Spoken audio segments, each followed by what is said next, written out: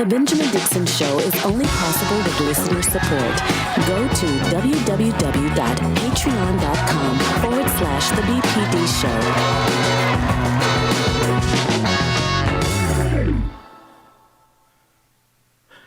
Today is Friday, September 10th, 2021.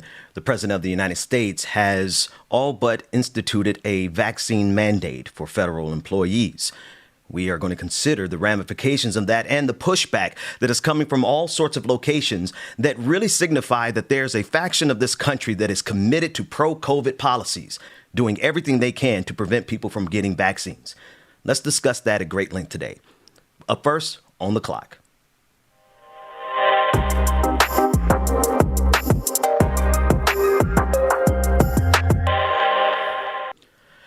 This morning, Georgia Fort is out again, and we want to jump right into the conversation about the coverage of President Biden's speech last night. I'm pleased to be joined by none other than Anthony Galloway, an author, professor, commentator, and friend of the show.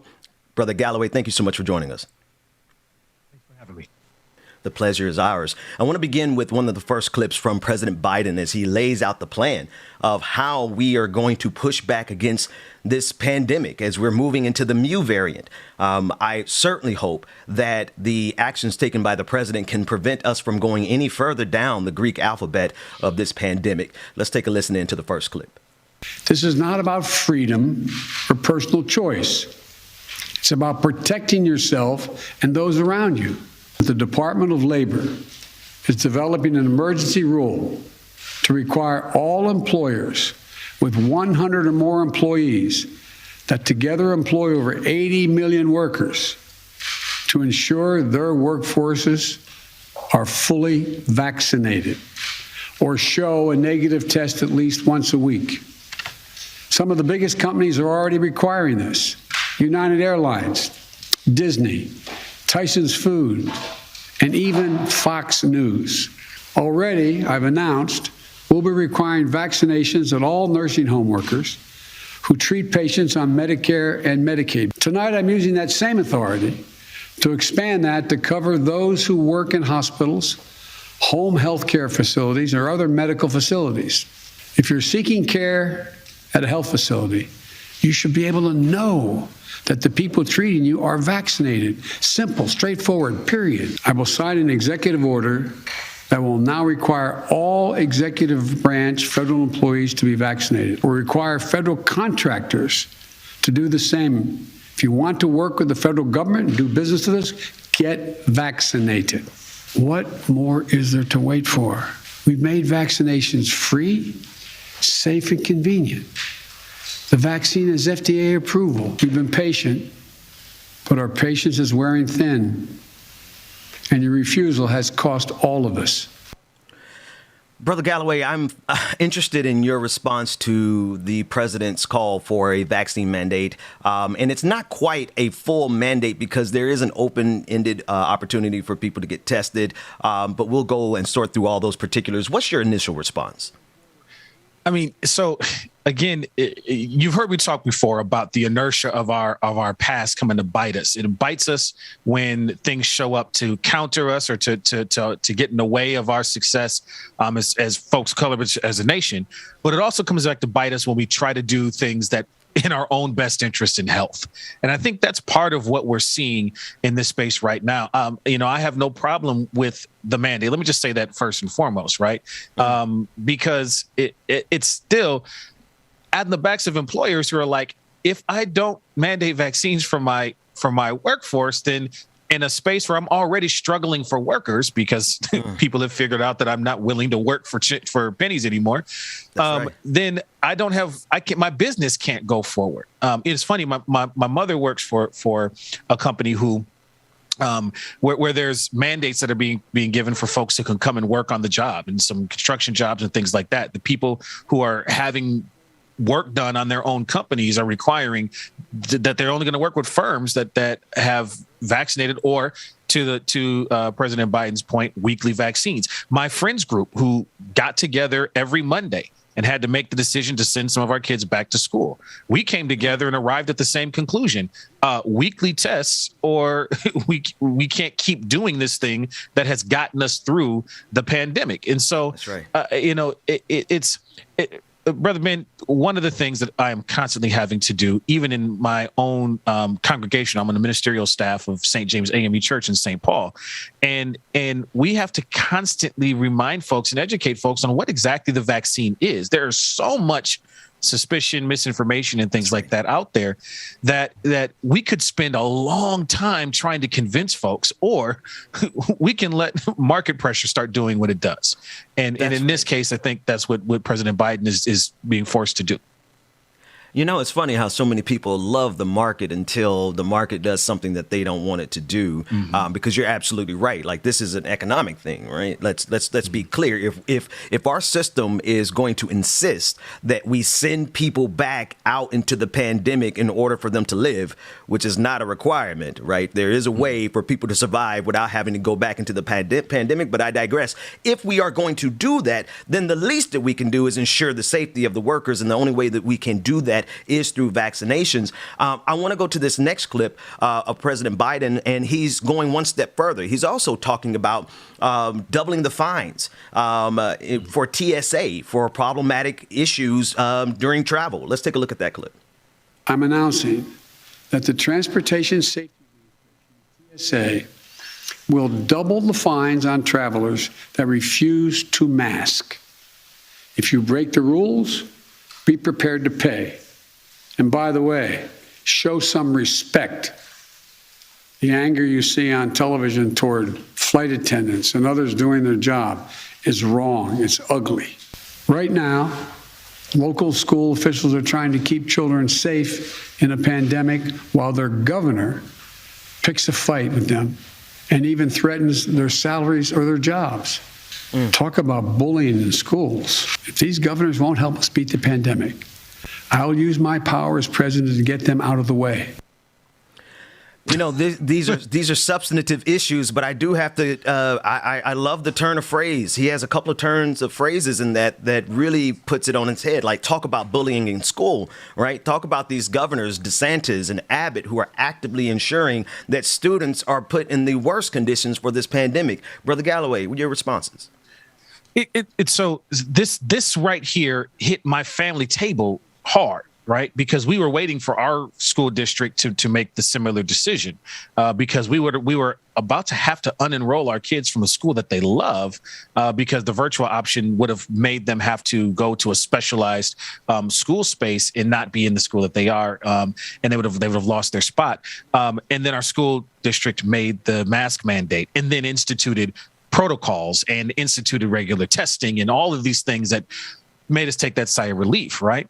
And then you've got school districts, and this is at the time when we know that the viral variants, which are part of viruses' natural habitat, like we seem to lose our science class education in this space. We are seeing that not only is our schools, the pandemic's racking through schools who are not putting protocols in place, but this is a strain of the virus that is wreaking havoc on young people, and especially Black community young folks. And so I think, one, this is important. It also makes me think immediately about some of the videos that I've seen of folks trying to encounter TSA. People of all backgrounds trying to have these encounters with TSA, which, we already know that's not going to be good for you. But I also am reminded of the flight attendant brother who had to duct tape somebody to their seat because he wasn't going to play. Like, this is exposing some of the fault lines in our ability to even interact. This is something that's under. And I know I'm a clergy philosopher. I get that, but there are some things that we are unwilling to do now that are indicative of our lack of ability to even have discourse. And so I get that President Biden has to cut through it. Like, in the absence of some get right, Grandma got to make you get right. Come on, my brother, because let me tell you, there's nothing like a chin check.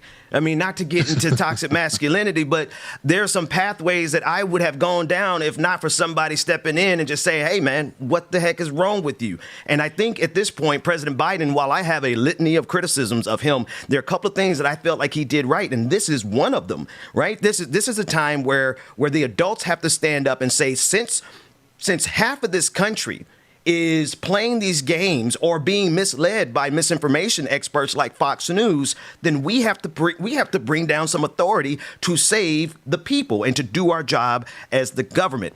Anthony, I have another story that I want to discuss with you, but I want us to take a minute to kind of unpack something that you said there. Like, this signifies really kind of the destabilizing component of our civilization, of our country, to be quite frank with you, because if we can't have some common sense around the self-preservation of our own lives and that of our children, what can we expect from a country that is that sociopathic? I mean, some of the data points for that, right? We're on track for 725,000 deaths, that many of which are unnecessary. We're on track to continue proliferating a virus, and understand that as the virus gets to spread in bodies that do not have the ability to fight it, it gets to morph, right? Let's go back to our science class. Viruses get to evolve when they spread and pass on. So if we stop the spread, we slow and in some cases eliminate the ability for it to advance beyond our ability to fight it. That's right. Just let's go back to science class for that one. The other piece that comes to mind here is some of the disconfirming. He said in that first clip, even Fox News is instituting mandates. Right. And so even when we have the places where we put our trust and information, as difficult as that choice is in some cases, right? Even when they start moving according to science and truth and stuff, we have a resistance. And so I think that's another marker of what you're talking about, that we are beginning to resist things that are even logical, right? And then as a collectivist community, I'll use indigenous, Latinx, Black communities, we are collectivist cultures. And I'm starting to see that this informational space erode our collectivity to this individualist denial of what the reality in front of us. That is another sign of problematic fracturing that I think gets to your point. Brothers, let's dig down, because yeah, man, there is something inherently different about those of us who understand that we are our brother's keeper, our sister's keeper, our non-gender conforming friend keeper. Like, we are responsible for our neighbor, and we have that collectivist mentality. But man, the amount of conspiracies and misinformation and willful disinformation that has saturated even our communities as Black people really show that there's nothing inherent about our Blackness that is going to maintain the collectivist spirit if we don't actively protect it. Your thoughts? So I think this is causing people to pull their hair out in families. I got folks in my own family who are extremely well read, right? Who will never settle for something that doesn't have some factual basis, who are arriving at decisions not to get vaccinated. And the only way that it has changed minds is when we start getting together and it interferes with the collectivist space, right? So I have some folks who are breaking off and saying, well, fine, I don't need the collective community, and they're pushing away from that. That's one problem. Another side is the collective community starting to say, well, look, then we only going to be able to meet in the backyard when we get together, because grandma ain't coming outside unless the folks around her are vaccinated. And right. Even that, I'm starting to see folks go, well, then I guess I'm not going to see grandma. The first time I ever heard something like that in my extremely collectivist family. And it's problematic. And so one of the things that, and let me also say that this is also an example of one of those things where if it doesn't affect me directly, then I am allowing myself to push it away. I'll never forget going across the street to my neighbor who's like, hey, so just let me check in with you about this vaccine thing. You know, as I began this clergy journey, folks just started to reach out and talk to me and want to run things by you, right? And so he's like, tell me what you think about this. And I said, well, and I started to list the people that I've had to attend to, the funerals I've had to engage with, the hospice care that I've had to engage with, the family members who have lost. I had a good friend on a podcast we do called Counter Stories, lost his uncle, and he lost his mother, and then just recently lost his uncle to COVID. And so, and it runs the gamut of age and all that stuff. The moment I got done with my story and this person had a direct connection to somebody who's exposed, he got his whole family vaccinated. And so one of the things that we do know is that when folks are directly connected to, on the scale, you've got people on the margins, yes, but when vast majority of folks who encounter somebody directly who has suffered or died from COVID in a big way, minds change. And unfortunately, that scares me. That means that the only way, to the point you made earlier, the chin check, we got the chin check from policy and market. This virus also has the chin check of actual death and struggle to remind us that, hey, maybe I should do this to protect myself. And the really important part is the folks who are vulnerable. I want to shift gears just a little bit here, and I appreciate you being with us this morning, and good morning also to Georgia, because I absolutely am grateful that she introduced me to your work. You're a professor. What is your? I know you told us before. What is your field? Not a professor. Not a professor. Okay. No, not a professor. It's all good. But that's where I'm headed. You could have fooled me. That's where I'm headed. Fooled me. That's where I'm headed. I'm a seminarian, and the only reason I asked about your professorship is because in all of our studies, there's this concept called the rational actor. Right. And it's literally at the foundation of every social science used. We make the assumption that the people we're dealing with are rational actors. Therefore, we can make rational predictions about their behavior. Brother Galloway, before we shift gears, would you ever believe that we would be in a moment in American history or in history in general where people will suspend with all ration and logic and reason to the point of death? They are literally being faithful unto death, but not to God, but to their ignorance and their bigotry. Did you ever see that coming around the horizon?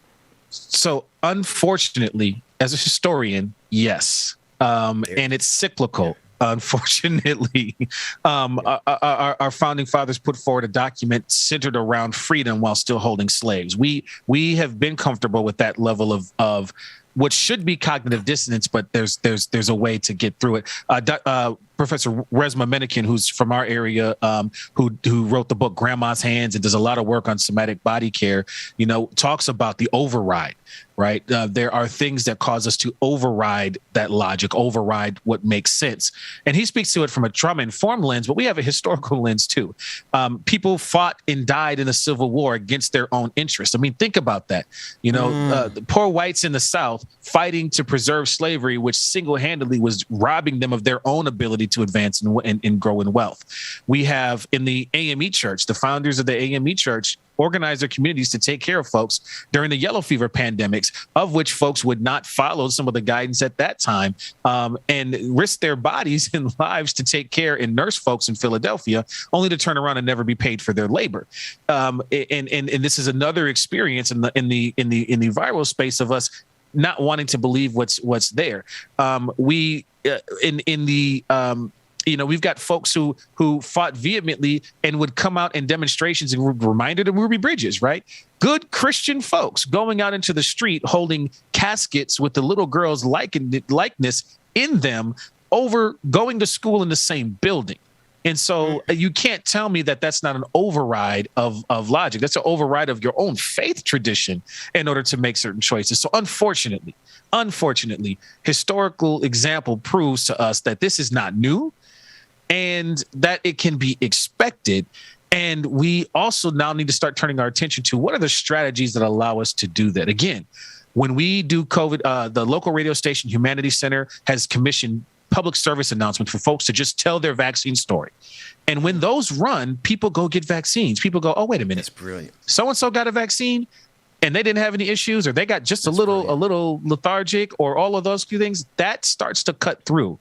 And so we need to start thinking about those strategies. But again, the market will do it for you too. If I can't work because I ran the risk of endangering the health of everybody in my building, and my employer says, you can't come, some get right starts to happen. So, Brother Galloway, next time I refer to you as professor, I just want you to reference back that what you just said, right?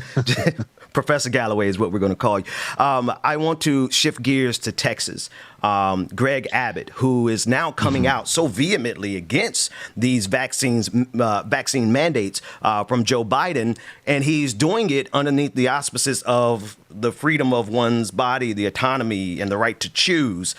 Meanwhile, he's doing this with the backdrop of the bill that passed, or rather the bill that was upheld in the state of Texas that limits abortions to 6 weeks. Let's take a look at this clip from Vice President Harris, who directly addresses this head on. Let's take a listen.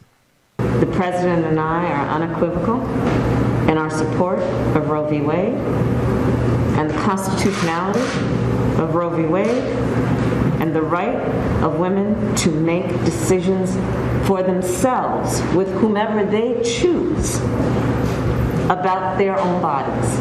And needless to say, the right of women to make decisions about their own bodies is not negotiable. The right of women to make decisions about their own bodies is their decision. It is their body. And no legislative institution has the right to circumvent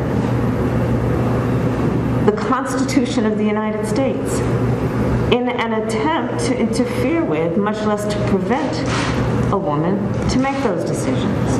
What is happening in Texas is affecting women in Texas, but as we know, it's not only Texas where this is happening. And I know we're going to talk about Mississippi, we're going to talk about New Mexico, we're going to talk about the United States and what we must do collectively, all of us, to protect the women of our country and protect their constitutional rights. Brother Galloway, both of us are, to greater or lesser extent, you're greater, my lesser, men of faith.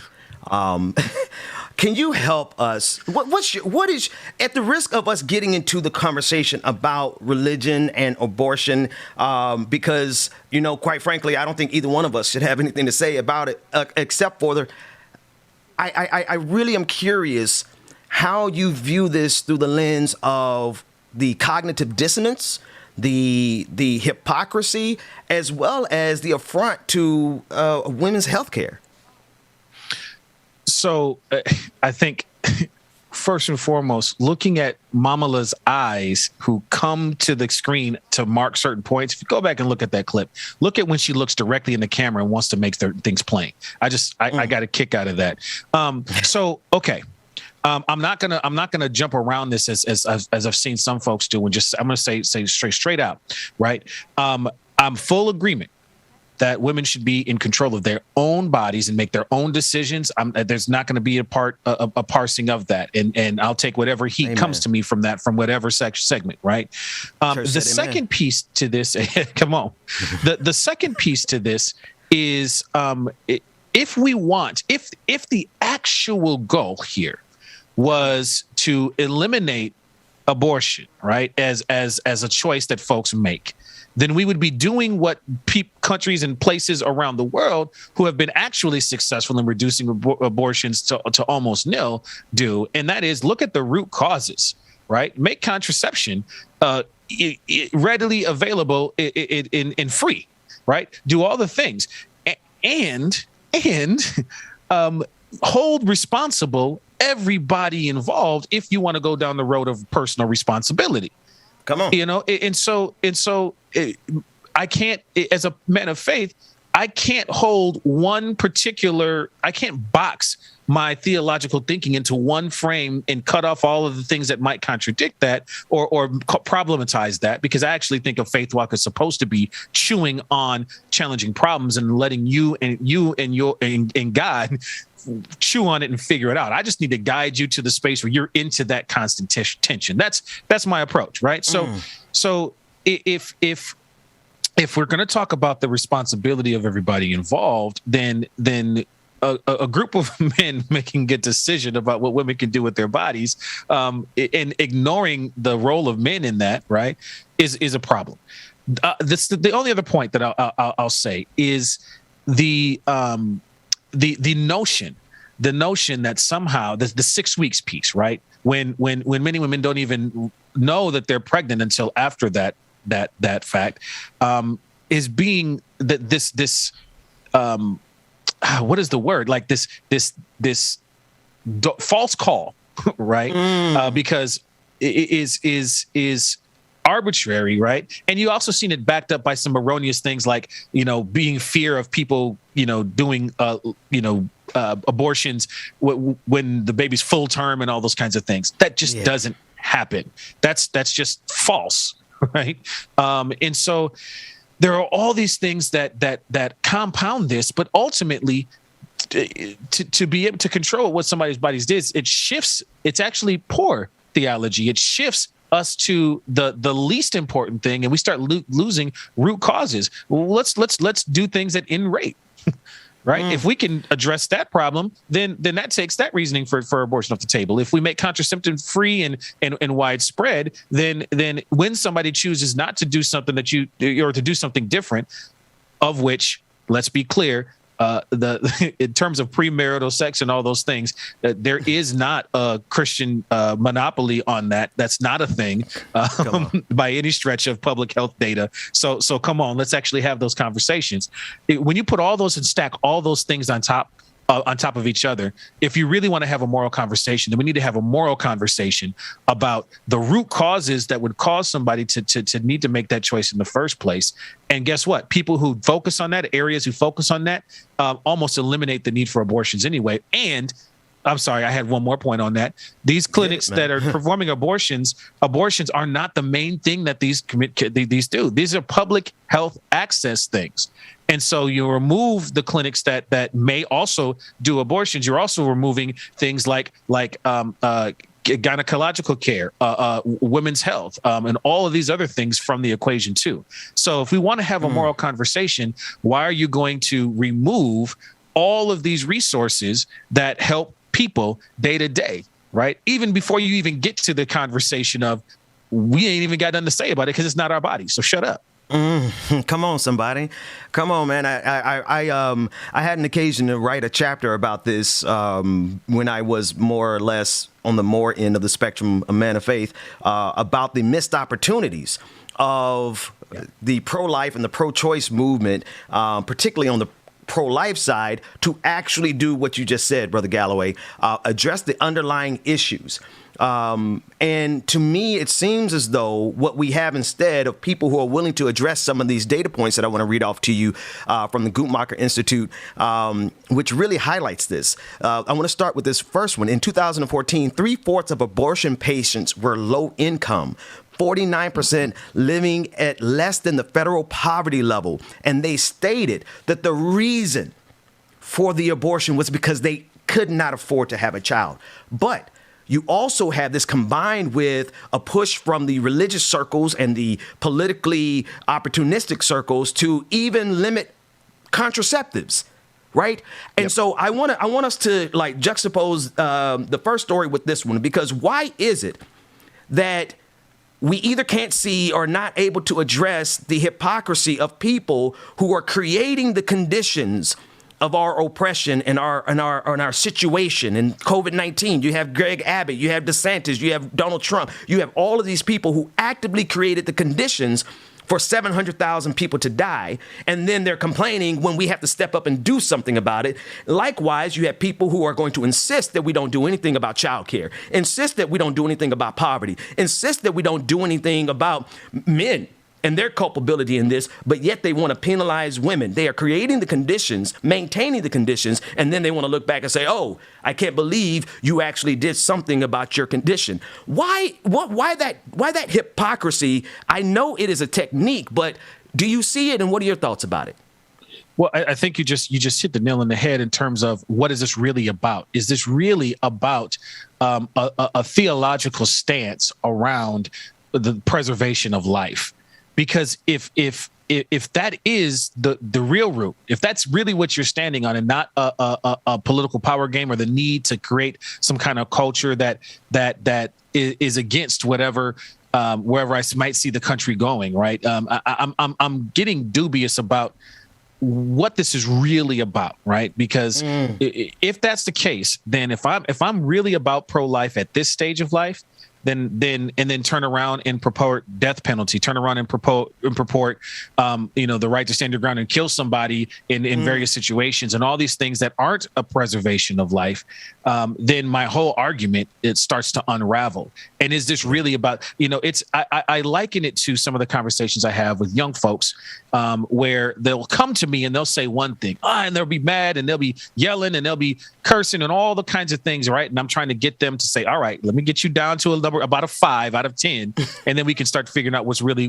going on here. And then I realized that the initial issue that is brought forward is not the issue at all. That's right. And I think this is a very similar thing. I think that this country is changing outside the pace of some of our folks. And instead of the hard work of kind of adjusting our lens and understanding and taking in new information, and saying, okay, this is where we're headed. This is something I hadn't thought about. We start to put in the barriers, that we start to put in the borders and say, I'm not moving. And let me be clear. I'm seeing this in this situation, but I'm also seeing this with folks in our own community who refuse to get vaccinated or have or can't get beyond this idea that at one point our government was so involved in calculated dismantling of our own structures that I can't trust this. And I get that. I get it. And there's parts of that I share, but we still have to do the intellectual work of understanding how this happens to check, is that assumption real? And this is I think an example of that gone completely off the rails. Brother Galloway, we're going to switch gears here. We're going to take a break. When we come back, I have some evangelical pastors who are doing the bidding of white supremacy and conservatism versus that of Christ. And I know you're a man of faith, and I want us to dissect some of those. So we're going to take a quick break. When we come back, more Like It or Not, the Benjamin Dixon Show on the clock. We'll be right back after this.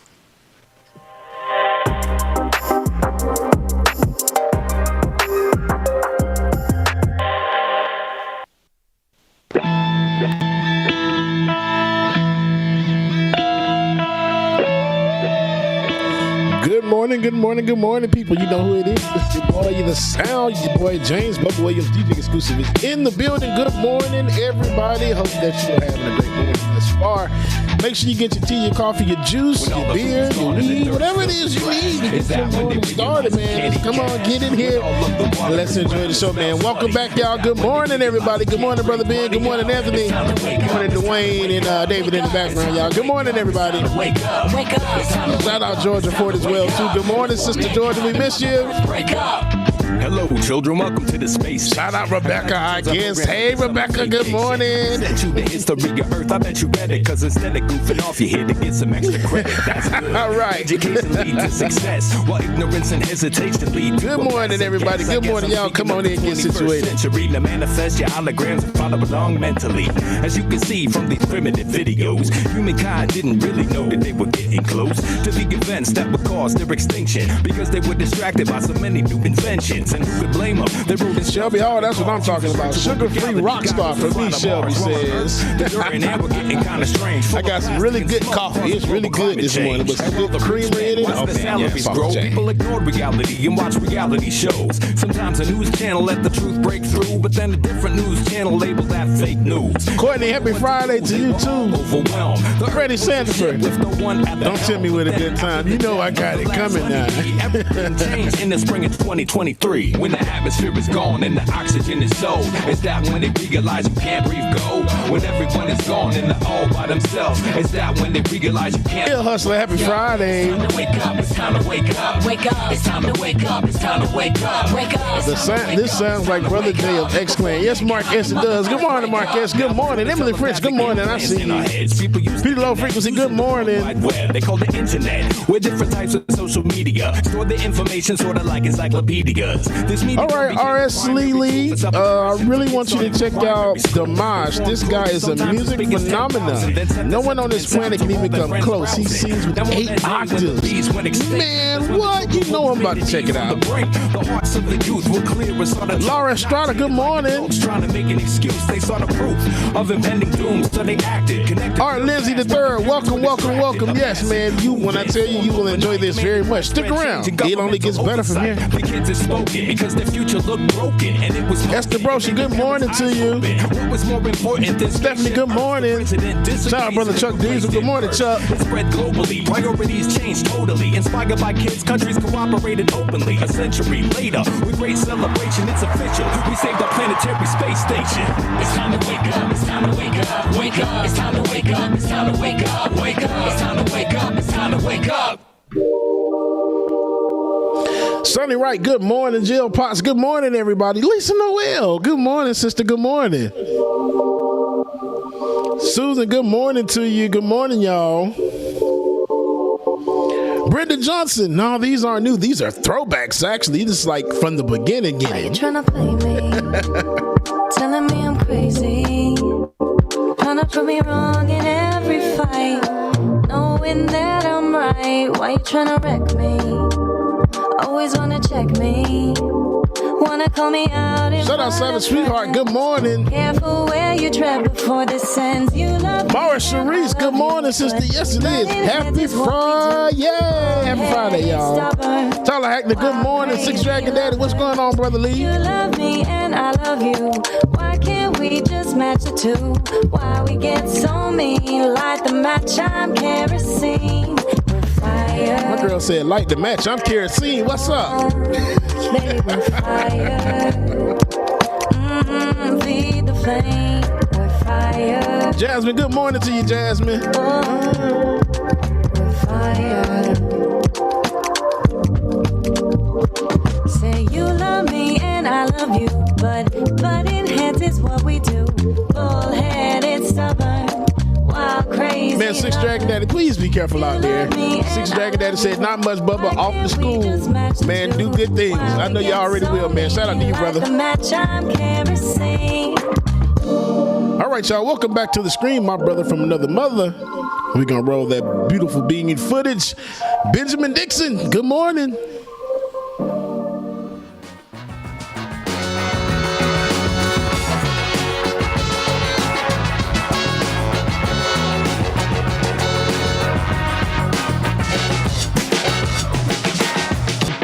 The Benjamin Dixon Show is only possible with listener support.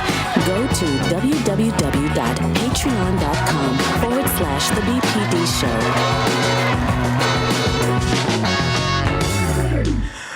Welcome back, everyone. I am joined by none other than DJ Exclusive and my brother from another mother, Anthony Galloway. Gentlemen, happy Friday to you. How are you? Yes, happy Friday. Yay, we made it. Doing good. Sorry about that. I had to give the dad look over to the noise section over here. Sorry. You did, Anthony. You gave that whole... Brother, let me tell you something.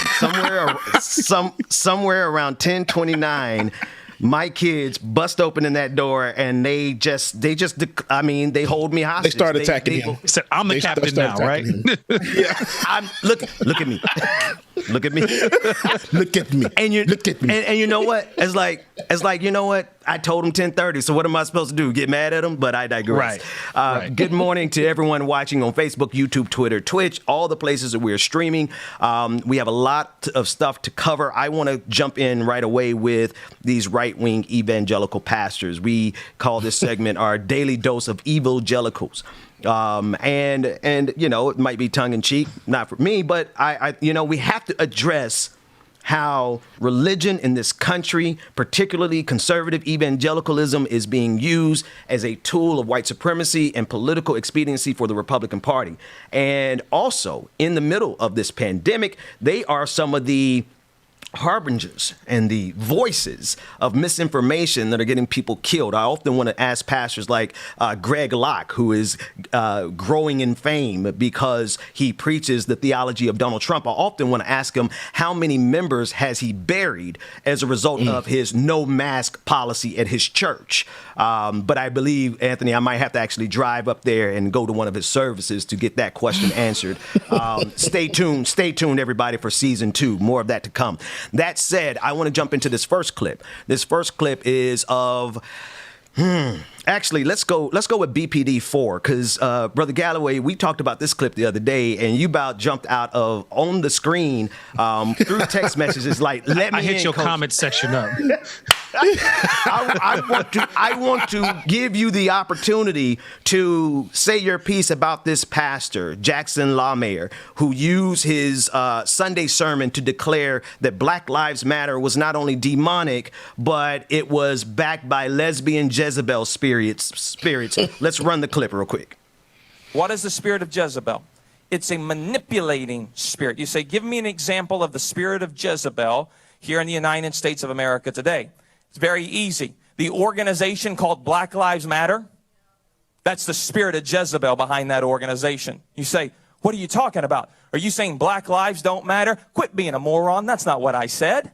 I said the organization called Black Lives Matter is operating under the spirit of Jezebel. Did you know that organization was founded by witchcraft practicing lesbians? That's who founded the organization called Black Lives Matter that caused $2 billion of damage in one summer. You say, you can't say that at church. I just did. You say, but Jackson, that's not politically correct. That's not our goal. Our goal is to be biblically correct. That's our goal. Say, but you shouldn't say that, because the media, they're going to take this little clip and Right Wing Watch is going to post it all over the internet. Let me tell you something. We are not a woke church that is spiritually broke. We do not bow down and kiss the feet of the organization called Black Lives Matter. It will never happen on this stage. You can mark my words. I'm going to say less, Brother Galloway. Okay. It's a lot going on here. I'm trying to do this. No. So let me be transparent about what's happening here, right? So I am a firm believer that I don't get to choose. You get to have healthy boundaries with family, but you still got to take care and deal with family. And whether we like it or not, this is a brother in faith that I have to claim and be respectful of. I don't have to not call out some things. So first and foremost, this idea of a demonic spirit of Jezebel is extra biblical, meaning it is not backed by anything. To go back to an evil story in biblically, like there's so many theological things here that are decontextualized in order to even make that statement that it's hard to know where to start. Right. I get to say things and be bombastic about things that don't have to be based in anything. And it's quick. Right. And then leave it to somebody who has to put all the nuance and the context in there. Immediately, folks who just say whatever they want to has a leg up. Right. So I got a problem with the evangelicals thing, just because there are a whole lot of folks who would claim themselves as evangelical who also would eat this cat up theologically. Yeah. Right. Okay. We can dig it. But I get it. It's all good. Right. So first and foremost, it's extra biblical, right? The Jezebel reference is going back to the quote unquote evil king of King Ahab in biblical story. And so to take that and extrapolate that has a couple of different problems. One, the extra biblical piece that I talked about. The second one is it's been used over time in Christian faith traditions to add to the subjugation of women and to propagate that. That's right. So it's a patriarchal statement that I have a huge problem with just on its face, right? Because it's and the characteristics and qualities that are ascribed to this mentality of misinformation, of promiscuity, and all those things are present in all of us. And so to call out a spirit and to liken it to the founders of Black Lives Matter as two gay women, and he calls them witchcraft believing gay women with no basis whatsoever, right? Mm-hmm. Also then implies that somehow who they are and what they are about and what they're calling attention to is infiltrated by demonic spirit. Ergo, that's right. The movement for Black Lives has a demonic root. Listen to what's being said below the lines, right? It's not a biblical case that's being made here. It's not a Christian contextual case that's being made here.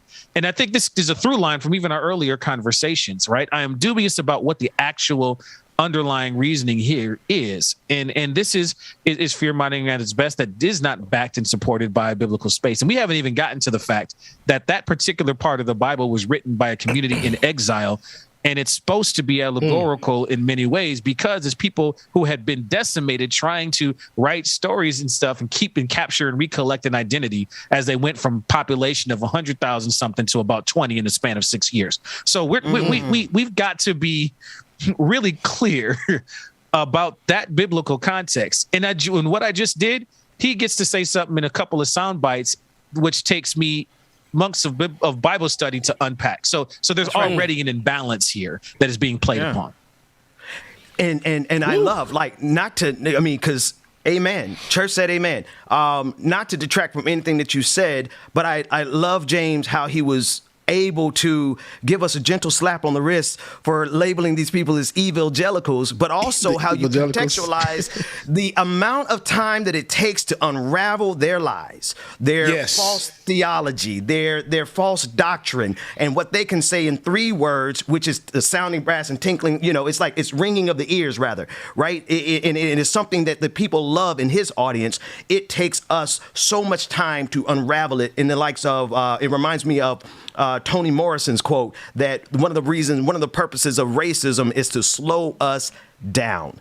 And this type of thing that is being preached across the country, it is not only slowing us down in the sense of progress, but it's slowing us down in the sense that we have to take time to unpack these things, lest this becomes, what is it about? That if we don't address it, it can become almost cemented in the hearts of other evangelicals. What are your thoughts? Can I add? Can I give another interpretation, or it's called hermeneutic, if you will? That's the seminary term for being able to pull out the information, right? I love it. So exegete. Exegete. I'm gonna go ahead and exegete this text a little bit, right? So one of the readings, it's a similar one, and I do this sermon series around Hagar, right? Because she's we have Father Abraham who's looked at highly in the faith, but we don't often talk about the fact, and this comes from the work of Dolores Williams, well-known theologian, Black woman, womanist theologian, who talks about the fact that we miss stories like Hagar, or we read stories like that of Jezebel, and we don't apply what we understand about how men do.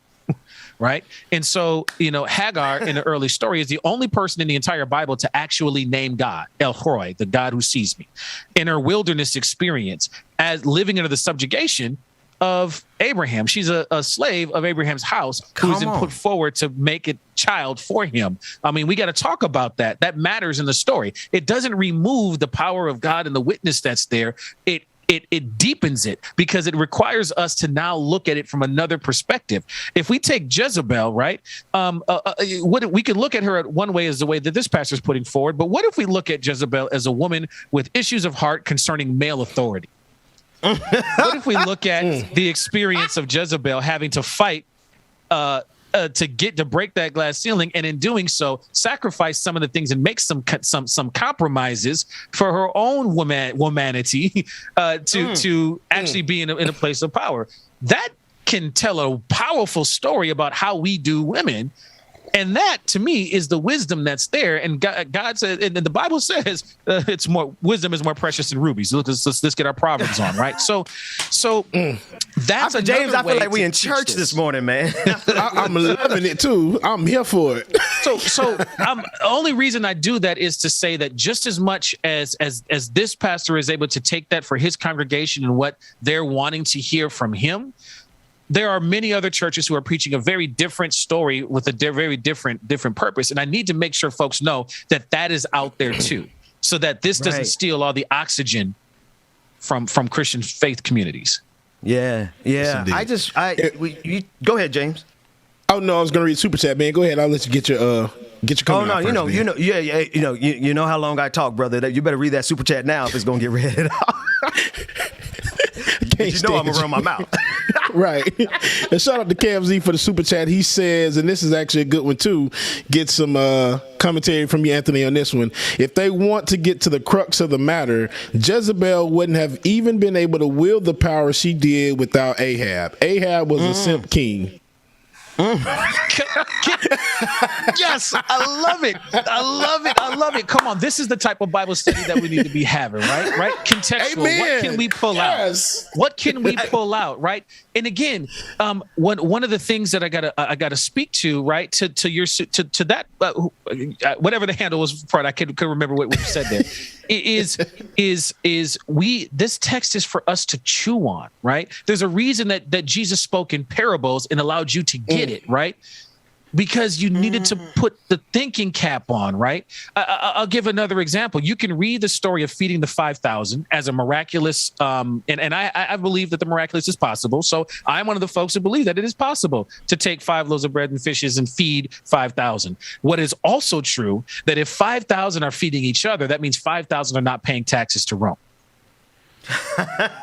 See, you know what, man?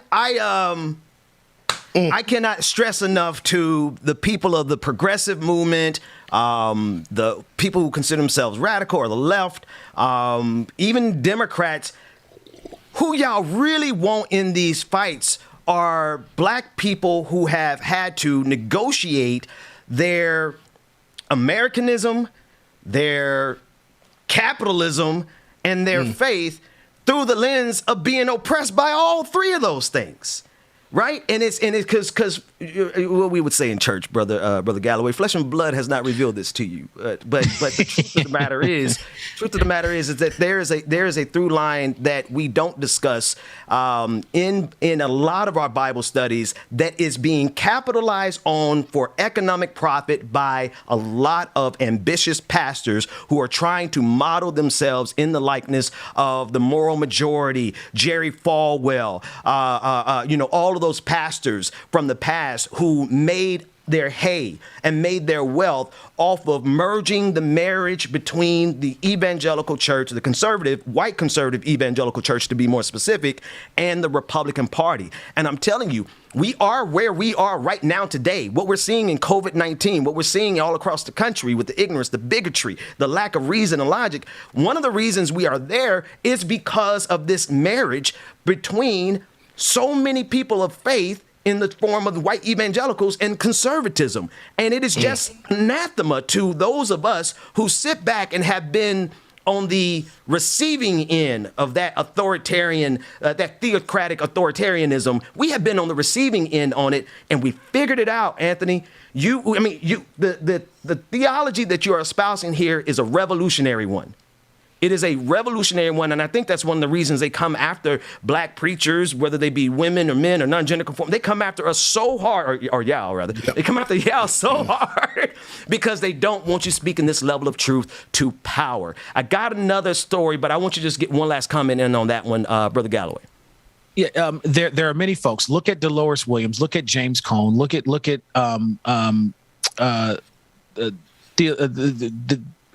there's a whole lot of theologians out there across all sectors of life and backgrounds that are asking us to do something, and that is to hold ourselves in the tensions and use and bring that to our prayers with God as a way of faith walk. And that is a powerful witness, and it speaks to the actual Afro-Asiatic origins of this space. We have to understand that the Bible is an Afro-Asiatic text, which has a specific bent on the wisdom tradition. Wisdom is what we're supposed to be gleaning on, our godly wisdom, through the example of this group of people. That's what chosen means, at least in my theological frame.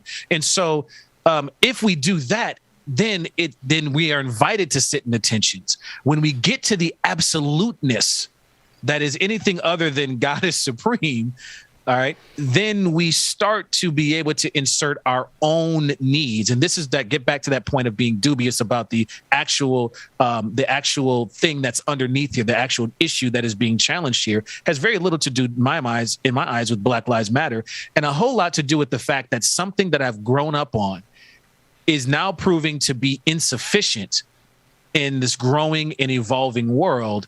And if I don't have that, then what do I have? And the fear of that is driving us to come and insert some erroneous theology. I'm going to make a deal with you before we switch gears. I am going to, in season 2, when we start pulling up on some of these evangelicals, I'm going to handle the spectacle. I'm going to handle the spectacle of it all because, you know, the way they're able to summarize their mess in 3 words or 5 words, I'm going to be the counterbalance to that. But I need you to come with me because I need the substance there because these people need to hear what you just said, right? Absolutely. Because as many people who are allied with us may not be people of faith, you clearly have to see the need for us to address our fellow people of faith because right now they are part of a big problem that we're facing in this country.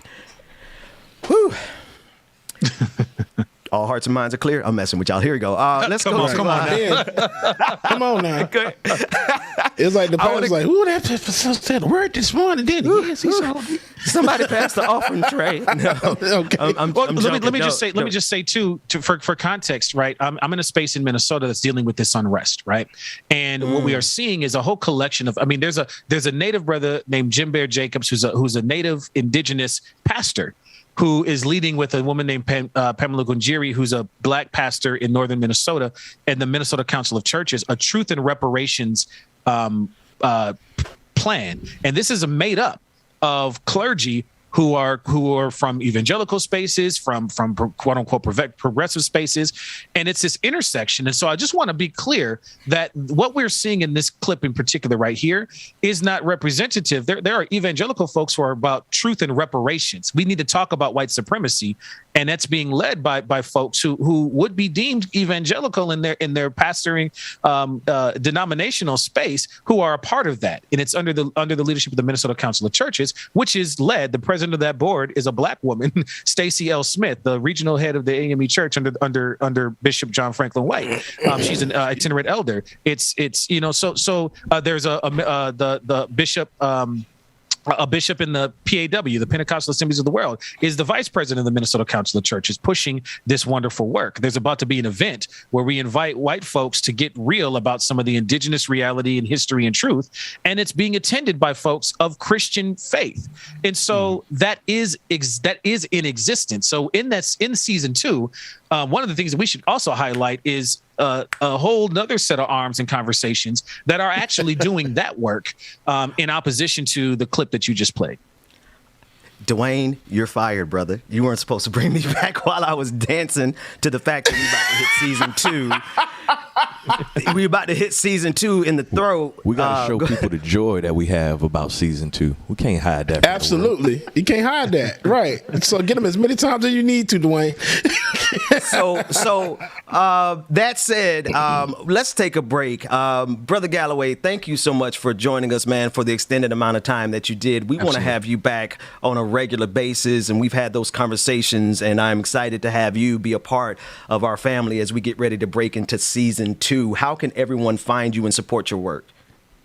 So I'm the executive director of the Center for the African Diaspora here in Minnesota, the Arts Us Center for the African Diaspora. So you can go to arts-us.org and find us there. I'd also direct you to the Minnesota Council of Churches under the leadership of Reverend Dr. Curtis DeYoung, who wrote the book on reconciliation and Christian faith. His forward is by Desmond Tutu. So go to the Minnesota Council of Churches as well. And then also you can look at the 4th Episcopal District of the AME Church doing some amazing things on the ground, feeding folks, being on the front lines here in the unrest and helping to support, our community. So Minnesota Council of Churches, arts-us.org. You can go there and donate to the beautiful children doing African storytelling, dance, spoken word, all those kinds of things. And then just stay breath. The truth and reparations work of the Minnesota Council of Churches is absolutely revolutionary, and I would highly advise you to jump on board.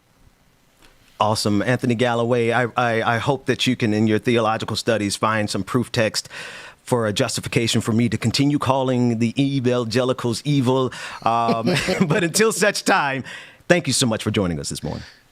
Yes. No problem. All right, James, DJ Exclusive, take us to a break. Get the people moving, man. Give them something provocative. We'll be back. It gets the people going after this. You want us to get canceled already? Okay. He was scared. Oh my God, I'm choking.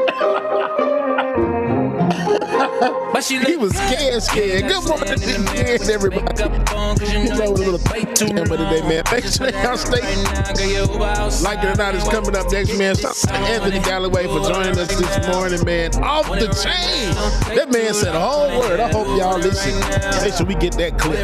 Y'all stay tuned, all right? Good morning, mama and daddy. Love y'all. Good morning, mama and daddy. Girl, it's been too long. You know what I've been craving. Girl, I'm trying to taste it. You know what I like. Don't it get freaky in the night? When she hit the room, you know it's on site. Oh, yeah. Don't forget tonight. Patron party, it goes down. Patron party tonight goes down. If you're not already, patreon.com/likeItOrNot. Patreon.com/likeItOrNot. And you can get into the patron party tonight.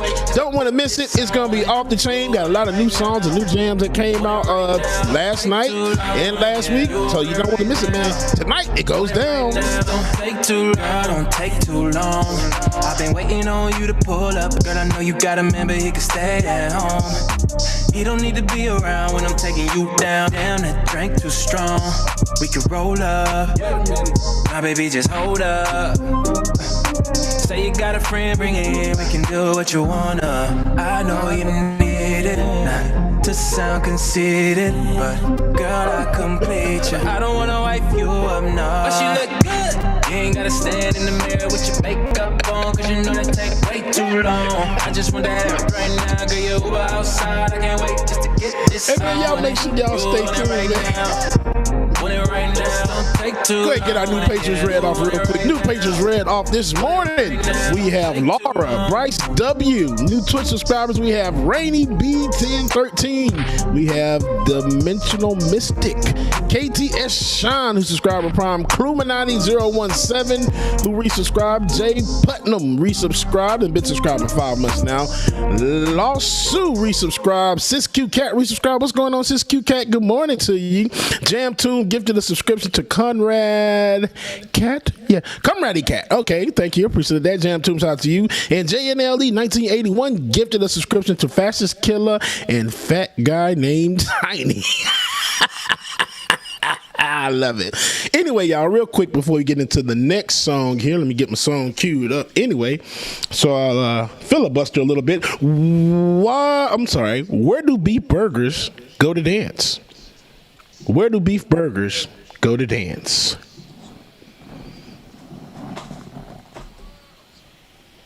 The meatball.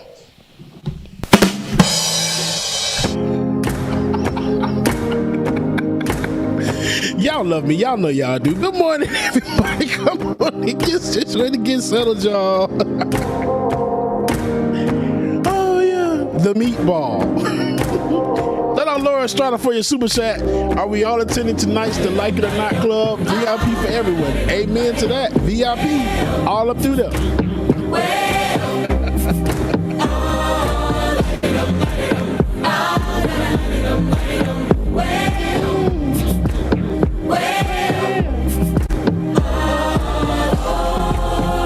Environmental Coffee House, good morning to you. Shout out, Brother Tiger, good morning. Smaya Caron, good morning. Not the meatball. Love it, Bubba. I appreciate you. Thank you. Mark Rattler, good morning. Mark from Australia, good morning to you too. I saw you up there earlier, man. Good morning. Yeah, Miss Cuddle Benson, terrible, I know.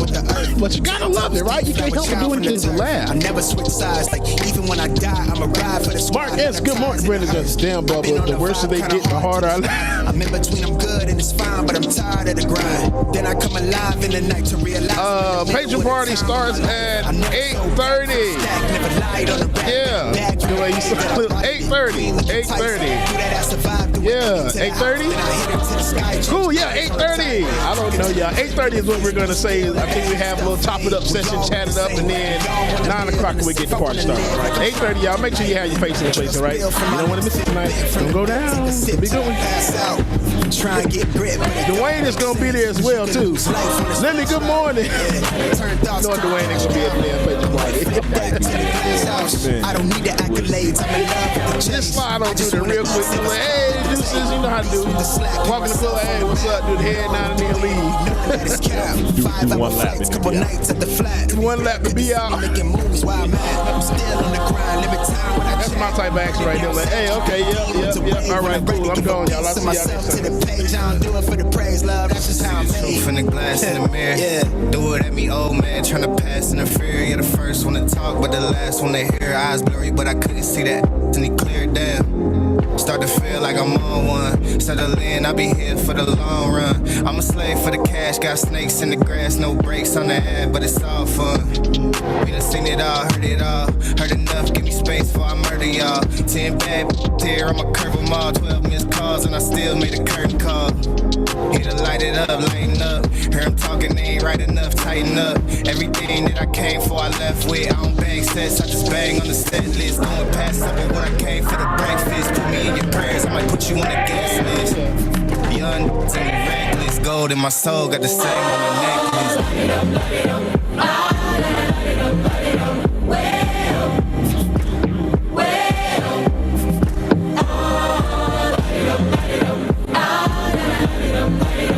Dragon Dane, good morning to you, Dragon Dane. And the Heart, good morning.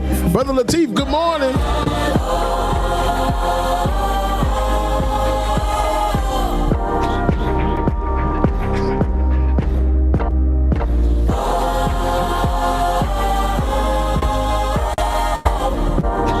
Franco, good morning to you, Franco.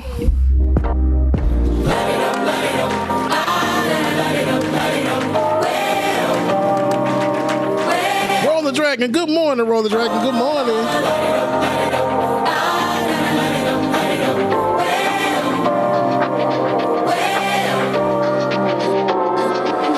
I'm a little bit naughty, I'm a little bit too consumed, but every part of my body is telling me to run away from Infinite content, I did not, but you know I'm about to go look right now. Yeah, come a little bit closer. Yeah, you're a little bit crazy. It's been days, but you never change. What's love got to do with it? Shout out Anastasia and the Twitter, y'all. Come a little bit closer. Oh, yeah. Environmental Coffee House, thank you so much. Just want you to know that you are one of my favorite things about my morning. So all my ladies who got freaking people. Oh gosh. Get on my freaking nerves. I love you guys so right in his face and tell that man bye-bye. I'm too fly. I'm too fly. Bye-bye. Bye-bye. Bye-bye. You're a little bit selfish. Infinite content. I got you. Every time you lose, you can't take me with you. That's hilarious. I'm scared you're gonna blow your fuse. Come a little bit closer. Yeah. DP, good morning. How you doing? Good morning to you. Yeah. In the back of my mind, there's someone waiting on me. You're just wasting my time because you're scared and lonely. Finally got some closure. Yeah, I can finally start over. Yeah. So all my ladies who got a brother that doesn't treat them right, put your finger right in his face and tell that man bye-bye. I'm too fly. That's the bye-bye. I'm too fly. Bye-bye. Bye-bye. Bye-bye. Here's to the memory. Siri Scratch X, I appreciate you. Aw, look at my black self blush. To be. Your friend said that you left me. I'm glad that's what you believe. Okay, cool. All my ladies who got a brother that doesn't treat them right, put your finger right in his face and tell that man bye-bye. I'm too fly. I'm too fly. Oh, bye-bye, bye-bye. UGFI, All right, y'all. Make sure that y'all stay tuned. Seven Sweetheart, you better stop. Seven Sweetheart, I hope you're pulling up tonight, sis. You better be in the building. Marquez, you too. KFZ, you too. Bye-bye. All right, here we go. Why did bread break up with margarine? Why did bread break up with margarine? Because he found a butter lover.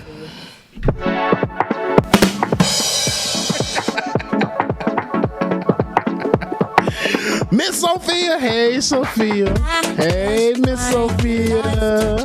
Pour it down, just pour it down. R.S. Lee, I appreciate you. KFZ, how you just gonna tomato me like that, bro? I just like whole red and super chat and everything.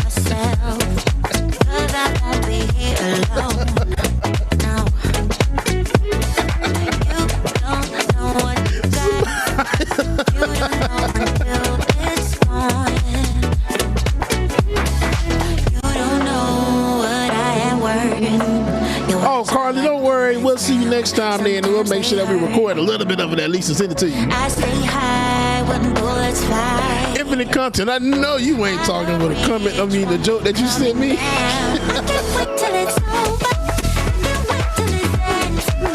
Come on, Susan. Come on. You know y'all encourage me. Industrial Arts, good morning.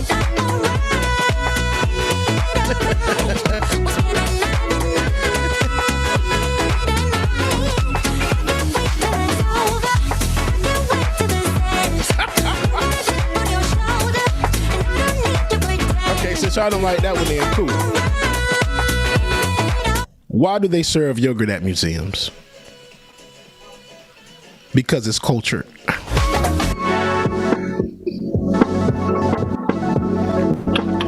Dwayne laughed and he forgot to play the drums, so it was good.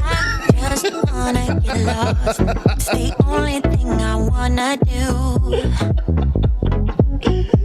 Oh man, y'all know I ain't got no sense. Nick, good morning. Nick Nat, hey, good morning, sister. No human is good morning. Patricia, good morning. We gonna get started here momentarily. We just wait for Rebecca to get her life together. Anna Hart, good morning. Put in the SLP. Infinite Conscience says, boo this man. Boo. You can't boo me. I ain't going nowhere. Stop. Know what I am worth. He'll hustle throwing swords at me in the chat and everything. She said, I'm gonna start throwing anything at you, Bubba. I know. Alicia, good morning. When bullets fly. Probiotic, yes. Probiotic, but not prehistoric culture, right? Yes, probiotic culture. See, Jack gets it. Thank you, Jack. I appreciate you. Right, Brenda, Rebecca, don't hurry up. I'm gonna tell like 5 more. I got like a whole page on.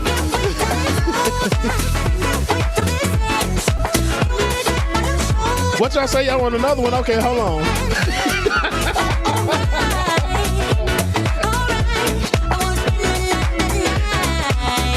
What do you call a group of berries playing instruments? What do you call a group of berries playing instruments? A jam session.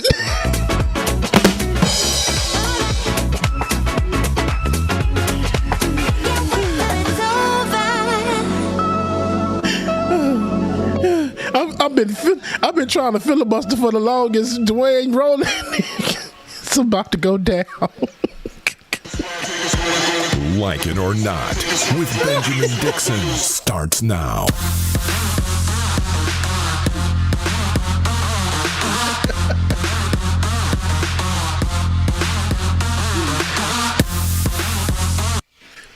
Good morning, good morning, good morning. Good morning, good morning. I heard them little jokes. Good morning, and welcome to Like It or Not, where we're free to tell the truth. And not care who doesn't like it. I'm Rebecca Azor. And I'm Benjamin Dixon. And I'm James Bubba Williams, DJ exclusive, DJ X3C, all that good stuff. Period. And it's Friday. It is Friday, September 10th, 2021. Rebecca Azor, I need you to do me a favor. Please don't give James enough time to go through 3 dad Actually, jokes. it was 5. It was 5 on one break. Oh, I actually, No, it's 3 on one break. I actually had a dream last night of like us having like big success on the show, right? But James's success came a lot from his dad jokes. So I think that was like visionary. So this is what we're I'm about to start telling dad jokes on every single break. So y'all better not give me no break. So I'm telling dad jokes all goddamn going day. Give it to us. Give it to us. I've got. How you doing this morning, sister? I am doing good. You know, I'm doing good. I always got a story. Damn it, I should have asked. Stop. Because I was getting ready to go to a story, but here you go, James. Yes, it's all right. I washed my hair last night, and I was supposed to get up early this morning, but I slept past my time. So, because I was going to get a nice laid, like about 26 inches, nice and cool and laid. But the way that I woke up this morning, and I had like no voice. I'm just beat, right? And I'm like, okay, I'm going to get up in the next 10 minutes. 10 minutes turned into about 45. 45 was like another 5 minutes I could make it. Turned into another 25. So when I got up, I was like, where is that wig? Where is that? Y'all, because I just washed my hair, so it's like the 2 little pigtails. Where is the wig? I searched high and low. I searched the closet. I searched under the bed. I searched high and low. The hair bag. The Can't wig. find my wig. Listen. I went to the store. Still couldn't find no wig. No wig is greater. No wig is greater, Lord. No wig is greater than the one Rebecca's wearing right now. No, there is a wig that is greater. There is a wig that is greater, and that's not the one I have on right now. But this one was available to me. But I searched high and low for that wig. Finally found this one. And, this is the one that I wear with hats because the middle part ain't doing what it needs to do. But, yeah. You Miss Jackson. That's fine. You Rhythm Nation this morning. I need somebody to do my makeup and my hair in the morning. Mark S. in the chat room said, dude, where's my wig? You got to be a little bit older, Rebecca, to know that joke. Yeah, anyway, I'm a young thing. I want us to begin. I want to bring up our favorite evangelical, our hero sound. He's got a whole lot of stuff to say about people who pick with him about hearing sounds. Let's begin with this so-called prophet who has, like so many evangelicals, have aligned their entire faith with that of Donald Trump and the Republican Party. Let's look at Billy Ray Jesus real quick. Let's take a look at it. Oh, here we go. But I'm a prophet. I hear the word of the Lord. I heard the conversation of 2 people. Listen, let me tell you something. I'm speaking to the enemies of God right now. Don't curse me. Don't talk against God. Don't curse me. And don't say those, because the Lord will let me hear your conversation. I will hear you speak. Oh, Brother Robin, you really think you can do it? Yes! When it comes to these things, the Lord opens it up and I hear them. I hear a sound. I thought he was about to say, I hear a sound. This is, let me get this man's name real quick because he is our regular. He's one of our regulars. And he is the one who said he hears a sound in the atmosphere. He is a part of this cabal. Robin Bullock, thank you. I could not find that man's name for the life of me. Rebecca, there's not a whole lot of meat there outside of the context of, Billy Ray Jesus and this idea. What jumped out to me was that he believes that anybody who speaks out against him is speaking out against God. And I'm sorry, bro, but my God is greater than yours. Go ahead, Rebecca. He heard what we said. I think, he likes doing this. I've told you guys time and time again. I know it makes for good TV, but we make them popular.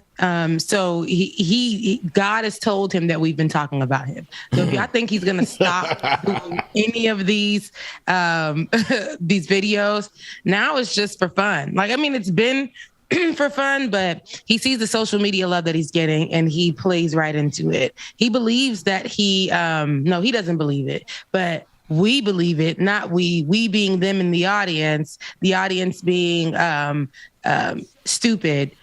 And believing that he honestly hears sound and he's a prophet and everything like that. If we look at the videos that we've played, a lot of the things that he said that would happen have not happened. Some prophet. Also, and he's a prophet, right?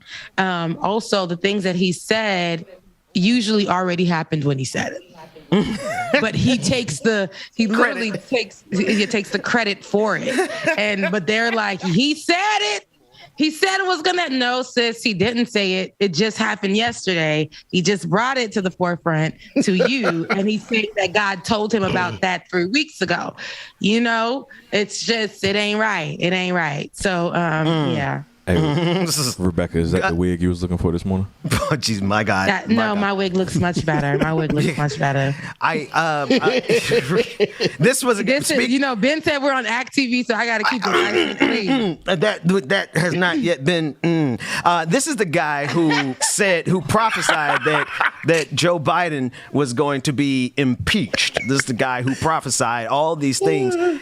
Here's my thing, because I want to play this next clip. Dwayne, let's jump down to Lion One, because here's the thing: their prophecies, quote unquote, I'm doing air quotes for the listening audience, their prophecies are all around COVID-19 and being anti-vaxxers and anti-maskers, and then their prophecies all. Why is it that all of these conservative evangelical pastors' prophecies all align with the Republican Party? And I'm sorry, if your God is limited to the politics of Donald Trump and even as far as Barry Goldwater, whoever, who was it? T.D. Jakes said this, and now, however people feel about him, but he said, whatever you preaching, if what you're preaching is not applicable to people all across this globe, then you ain't preaching God. But yet and still, they want to convince us that black folks who know better than this white evangelical conservative mess that is preached every single Sunday,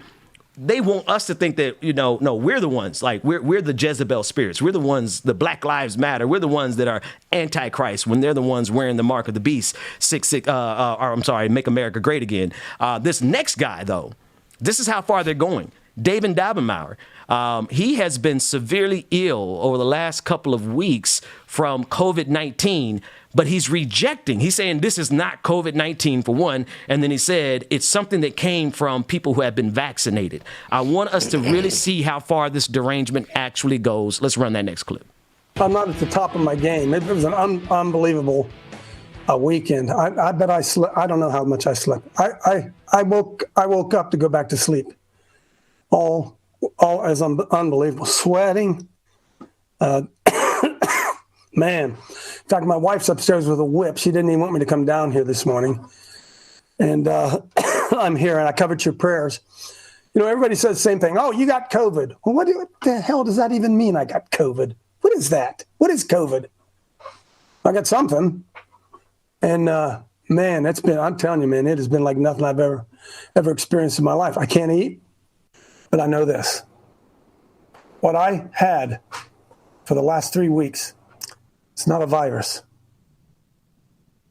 I want you to listen to me again, because we've all been programmed to say COVID virus.